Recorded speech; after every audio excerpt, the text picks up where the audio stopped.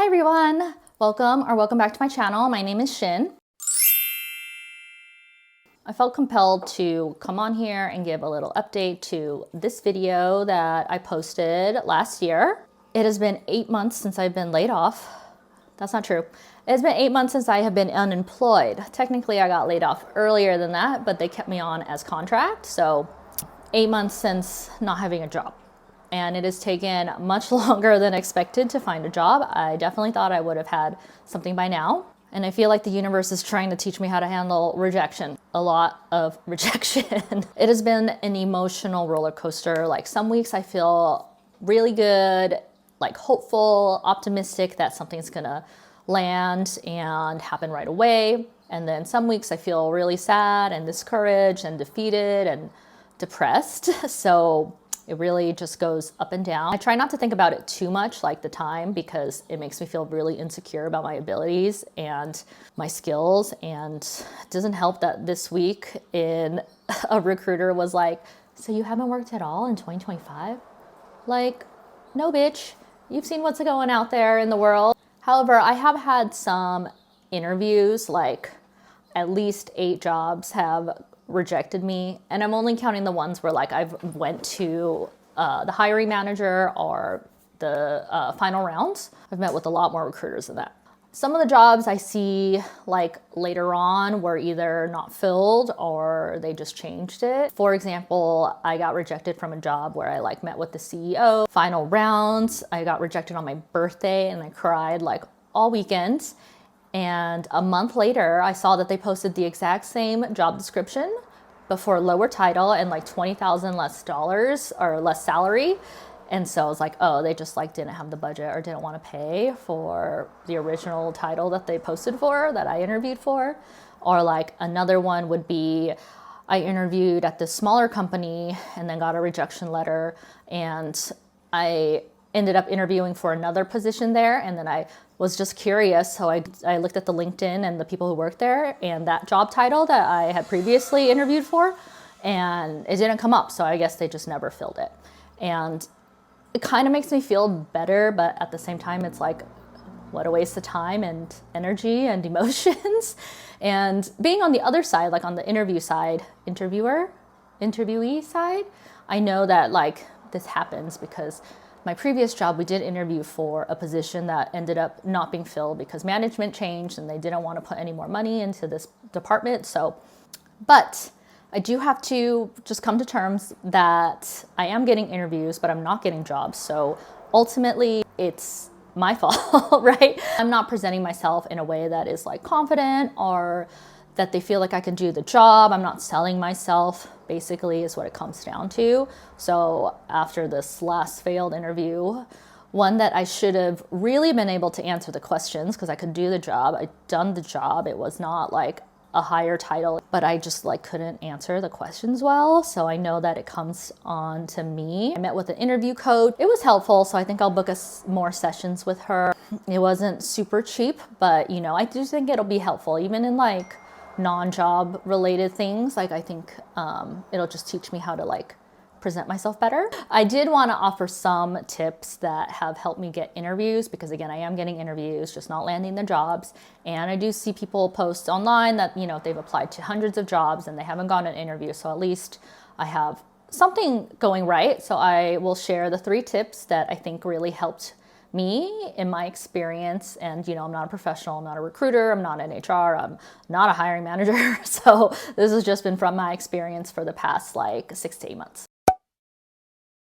The first thing was a portfolio resume, and this was something that I made based off of my friend's recommendation. He made one and he said it really helped him get his job, get his foot in the door, and like helped him get a nice salary increase. So I created one using a PowerPoint template, and it's really just a visual representation of your resume. So I'll have like the brand's logos and then the jobs on separate pages or separate slides, pictures of any projects that I worked on or like events. You know, it might not be applicable for your job, but I think if you're in marketing or like project management, product development, like this is definitely very helpful. People are very visual nowadays. Someone like my boyfriend who's a program manager, he has lots of examples of projects that have gone to commercialization that he can put in there. I also include like soft skills, like what I'm passionate about. And this has definitely got me noticed for like smaller companies, I would say.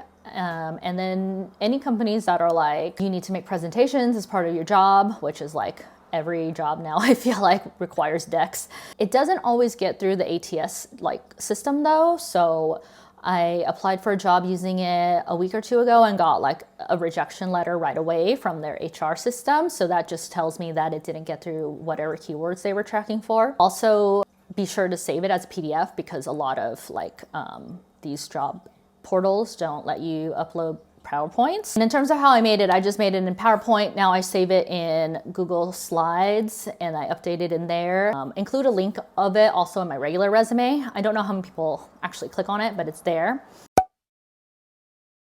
So maybe I'm just like old school, but I did not have a professional summary on my resume before. So when I added one, I definitely saw an increase in interviews or like contacts from HR or recruiters. And this is not your objective statement, right? It's a professional summary related to the job description with keywords that you put just at the top of your resume.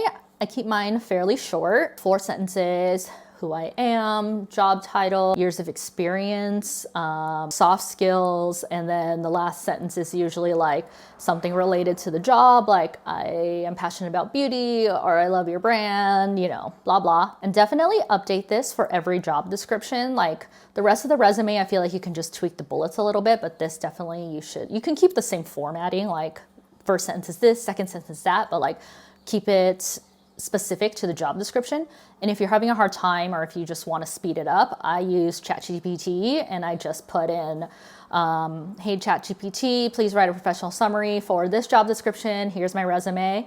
And I leave out any like key identifying factors, which I mean, I'm sure it's fine, but I'm just paranoid. And also I don't feel like that's information the ChatGPT needs to write it. The system will then spit out a paragraph. It's usually quite long. So my second prompt is to tell it to condense it. And then I'll proofread it because sometimes it'll like things like too literally from the job description and doesn't actually relate to things that I did. And yeah, so just definitely proofread it and make sure that it is true to your experience. The third tip is probably what has gotten me the most interviews, and I'm sure it's something that you have heard of before from like recruiting influencers or career coaches or whatever, but that is to email the hiring manager. I think this has gotten me like 75 or 80% of the jobs. I know for a fact like, oh, we got your email, blah, blah, like we'd like to interview you. And to do this, I go onto LinkedIn, I find out who the hiring manager is for that job or whoever I think is the closest to the hiring manager. If I really have no idea, then I will email the person I think is the closest or in the same department at least as the hiring manager, and then I will find someone in HR. Then I will Google the company's email format. So if it's like Trader Joe's, I'll put in like Trader Joe's email format, and then it'll say like it's first name at traderjoes.com, and then I'll plug it in. It gives you a percentage of like how many times it works, and usually you'll find one that works or that you won't get a bounce back from. And in the email, I keep it very short, just a couple sentences of like, I'm reaching out because I just applied. These are my years of experience, my job titles, my relevant experience. But again, keep it very short, like no more than like 5 sentences. Last, of course, you want to tie it back to the job. Why I love your company, blah, blah, blah, right? And then hit send. Definitely worth a shot, because the best case is that you get an interview or somebody contacts you.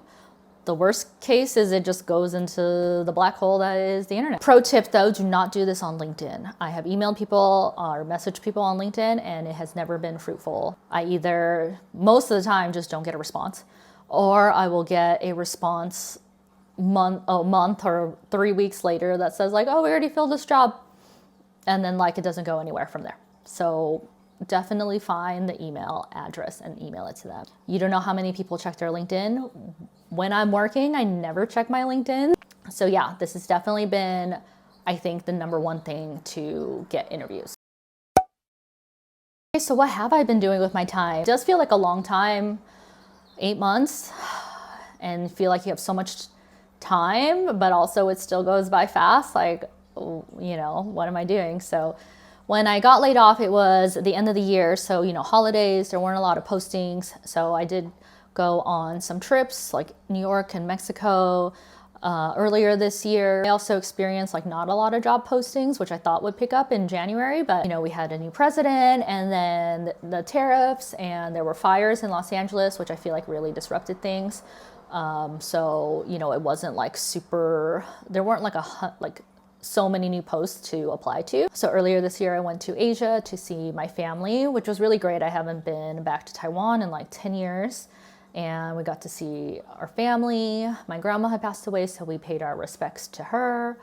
Went to Hong Kong Disneyland, which was so much fun with my sister. And then I went to Orlando, which I had planned like a year ago, and it was crazy because when we were going through it, I was like, of course I'll have a job by then. And I rolled around and, you know, that wasn't the case, but it's okay. Everything was already paid for at that point. So something I have been doing to fill my time is thrifting and then reselling things on eBay and Poshmark. So I'll go thrifting like once a month and then, you know, spend some time preparing the product, like steaming it or washing it, taking photos, listing it, and then when it sells, you know, packing it up, going to the post office. So definitely helps fill my time.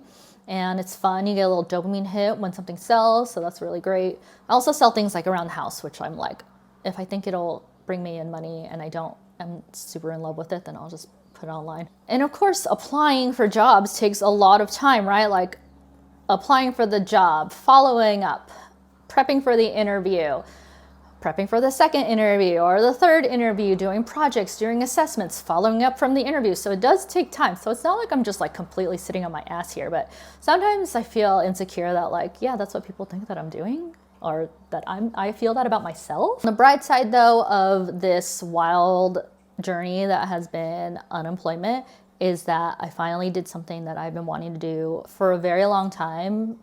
This is like what I thought I would be doing when I was in high school, and that was to start my own small business.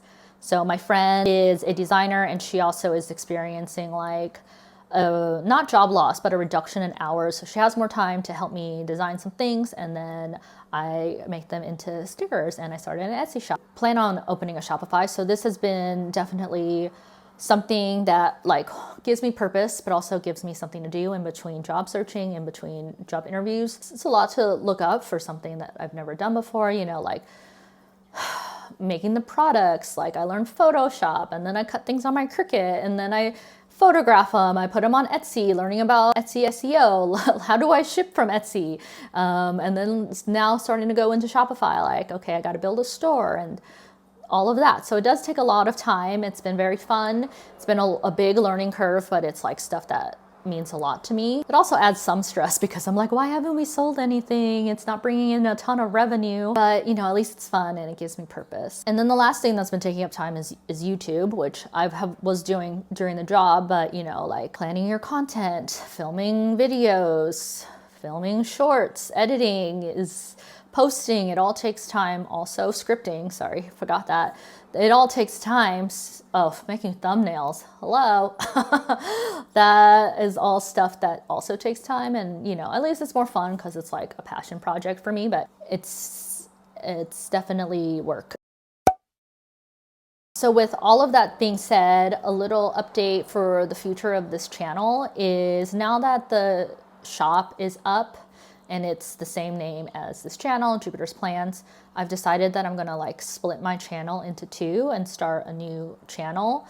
So this channel is gonna be focused on things related to the shop, planning, scrapbooking, memory keeping, you know, unboxings of things related to that, studio vlogs, small business vlogs, that type of thing. And then the other channel that I'm going to start is called Jupiter's Small World, which is still playing with the name, but that's what I've landed on for now. And that will be the Disney content. So it's going to be primarily like Disney POV, shorts, Disney vlogs, and then any like travel vlogs. If we go on vacation, I will film that and put those there. Of course, there'll be experimentation, I think, with both channels because none of my niches are like set in stone. In terms of like layoff updates, since I've already started that in this page, I will continue it here if you guys want to continue to hear about updates about that. If you like Disney or like other travel vlogs, like please subscribe to that channel. Okay, and that's an update on my employment search, my small business, and the future of this YouTube channel. And I hope that you will stay around for either the small business journey or, you know, maybe move to the Disney journey if you prefer that instead on the other channel. I appreciate you so much for watching. Hope this gave you some tips in how to find and how to increase your chances of being interviewed, and that maybe it's motivated you somehow. Stay tuned for some, you know, studio vlogs or planning and scrapbooking videos on this site, and I will see you in the next video. Bye.